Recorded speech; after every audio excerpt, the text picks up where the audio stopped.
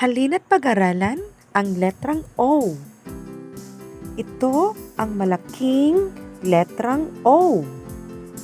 Ito naman ang maliit na letrang O.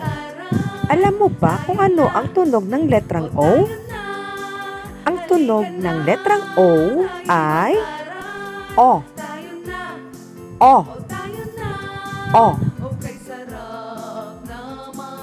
Alamin natin ang mga bagay o larawan na nagsisimula sa letrang O, na ang tunog ay O.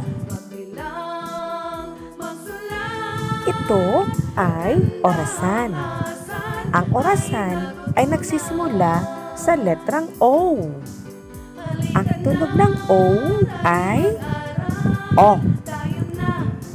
O. O. Ang susunod na ipapakita ko ay okra. Ang okra ay nagsisimula sa letrang O, na ang tunog ay O. O. O. Ang tawag naman dito ay ospital.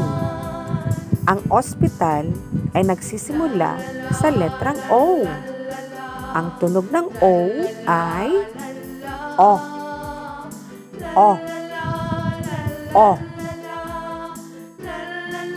Ito naman ay isang hayop. Ang tawag dito ay oso. Ang oso ay nagsisimula sa letrang O. Ang tunog ng O ay O. O.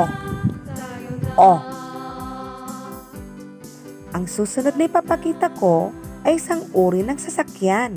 Alam mo ba kung ano ang tawag dito? Ito ay auto. Ang auto ay nagsisimula sa letrang O. Ang tunog ng O ay O. O. O.